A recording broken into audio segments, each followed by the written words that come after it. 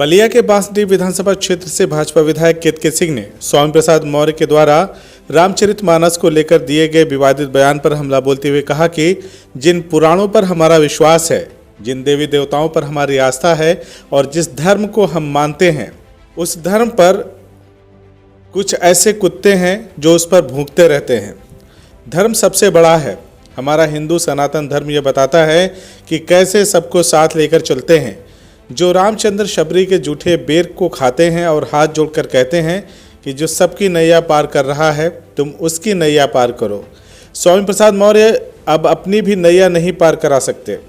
अच्छा हुआ कि चुनाव से पहले बीजेपी से निकल गए और वह जिस नाव पर जाते हैं उसी में छेद हो जाएगा। अब वह अपनी नैया खुद बचा लें। बीजेपी में जो रहता है उसे बताया जाता है कि भारत एक देश है, हिंदू धर्म जीने का सनातनी तरीका है। भगवान राम किसी एक धर्म विशेष के नहीं बल्कि पूरे विश्व के प्रभु हैं। स्वामी प्रसाद मौर्य जब तक हमारे साथ रहे तो संस्कार में थे और सही लाइन पर थे। सपा की पाठशाला में उनके प्रधानाचार्य में गड़बड़ी हो चुकी है। मुझे लगता है कि उनके प्रधानाचार्य अखिलेश यादव और उनकी पलटन को संघ प्रमुख से निवेदन करूंगी कि उनको 2-4 क्लासेस लगाएं कि धर्म क्या होता है और उन्हें आरएसएस की पाठशाला में जाना चाहिए। भाजपा विधायक केतकी सिंह ने कहा कि मैं मांग करती हूं कि राष्ट्र एवं धर्म विरोधी बयान देने वाले ऐसे लोगों के खिलाफ राष्ट्रद्रोह का मुकदमा दर्ज होना चाहिए।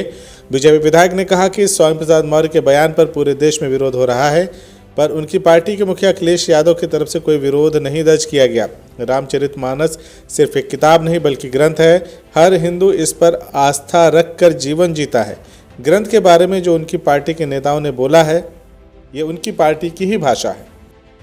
ये दोहरे चरित्र वाले व्यक्ति है। भारतीय जनता पार्टी में जो रहता है उसको यह बताया जाता है कि भारत एक देश है, हिंदू धर्म सिर्फ धर्म नहीं है बल्कि जीने का सनातनी तरीका है। श्री रामचंद्र जी सिर्फ किसी धर्म विशेष के प्रभु नहीं है बल्कि समस्त विश्व के प्रभु, ये सिखाया जाता है। इसलिए जब तक वो हमारे साथ थे, संस्कार में थे और सही लाइन पे थे। यानी जब समाजवादी पार्टी में जो पाठशाला है उसी में कहीं गड़बड़ी है समाजवादी की। उनके प्रधानाचार्य में बिल्कुल गड़बड़ी हो चुकी है और मुझे लगता है कि उनको आरएसएस की 2-4 क्लासेस अटेंड करानी चाहिए। किसको?